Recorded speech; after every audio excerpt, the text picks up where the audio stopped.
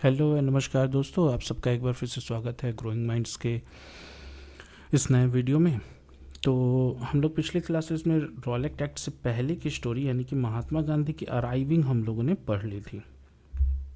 आज हम लोग को पढ़ना है कि सक्सेसफुल सत्याग्रह के बाद एक्चुअल में क्या क्या हुआ।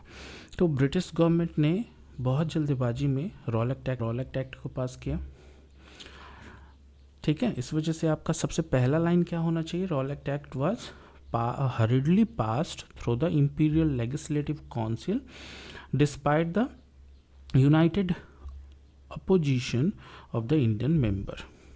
ठीक है, बहुत ही हरिडली पास किया गया।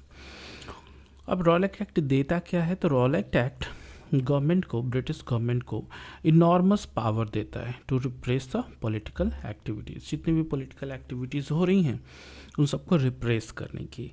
And allowed detention of political prisoners without trial for 2 years। Mahatma Gandhi wanted non-violent civil disobedience against such unjust law। ठीक है, दैट्स वाई महात्मा गांधी ने क्या स्टार्ट किया? हड़ताल। ऑल ओवर इंडिया में 6 अप्रैल को हड़ताल स्टार्ट किया। रैलीज का ऑर्गेनाइजेशन किया गया वेरियस सिटीज़ में। वर्कर्स, जितने भी वर्कर्स थे, मशीनरीज वगैरह, वर्कर्स वगैरह, वो सब किस में गया? वो सब के सभी स्ट्राइक पे चले गए। ठीक है, नेक्स्ट आइए देखते हैं हम लोग। अब उसके बाद क्या हुआ? उसके बाद हुआ जालियांवाला बाग का इंसिडेंट, आपको पढ़ना है। तो चलिए, तो क्वेश्चन पूछता है आपसे CBSE, right a short notes of Jallianwala Bagh massacre. तो सबसे पहले क्या है, आपको डेट याद रखना है, 13 अप्रैल 1919 इन अमृतसर में ये हुआ।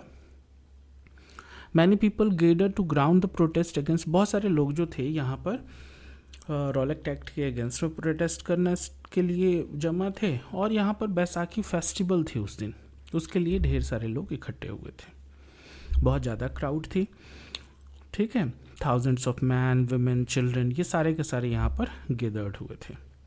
उसी टाइम ब्रिटिश जो लीडरशिप था, वो जनरल डायर, वो आता है और जितने भी इंट्रेंस है उन सभी को, पार्क का जो इंट्रेंस है उन सभी को ब्लॉक्ड करता है, और ओपन फायर करने की, जो भीड़ थी उस पर ओपन फायर करने की ऑर्डर देता है।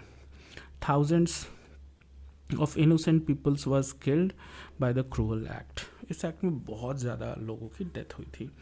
आप लिखिएगा कैसे? तो 100 word dies and 1000 was injured, ऐसे लिखिएगा। ठीक है, अब लास्टली उससे पूछा गया कि भाई जनरल डायर से कि आपने ऐसा क्यों किया, तो उन्होंने क्या बोला?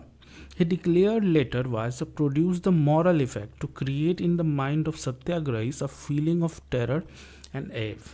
ठीक है, जो भी सत्याग्रहीज थे वो सत्याग्रह छोड़ दें, उस तरह का टेरर बैठाने के लिए जनरल डायर ने इस तरह से ये स्टेप उठाया था। ठीक है, अब जब इस तरह का हुआ तो महात्मा गांधी ने क्या किया? महात्मा गांधी ने खिलाफत मूवमेंट का स्टार्टिंग किया। तो खिलाफत मूवमेंट में आपको सबसे पहले जानना है कि खिलाफत होता क्या है।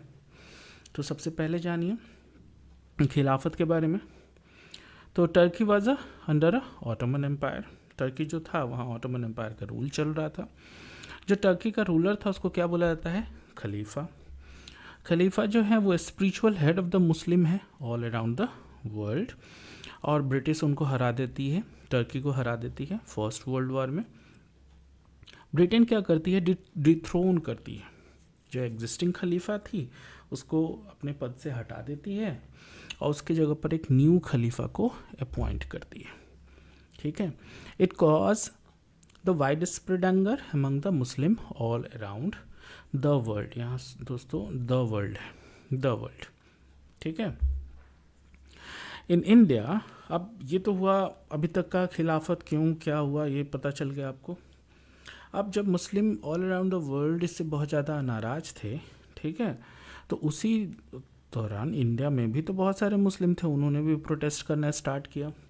ठीक है, जिसमें एक कमेटी बनाई गई जिसके लीडरशिप कौन थे? लीडर कौन थे? मोहम्मद अली एंड शौकत अली। गांधी जी को जब ये सब चीज़ पता चलता है तो वो इसको एक गोल्डन अपॉर्चुनिटी के तौर पर देखते हैं, क्योंकि सारे मुस्लिम भी ब्रिटिश के अगेंस्ट और हिंदू तो पहले से थे ही। ठीक है, इन सबको एक साथ लाने का। लास्टली गांधी जी कन्विंस करते हैं जितने भी कांग्रेस लीडर थे उन सबको कि आप सबको खिलाफत मूवमेंट को सपोर्ट करना है, अगर आप सपोर्ट किसको करते हो, स्वराज को। ठीक है, चलिए।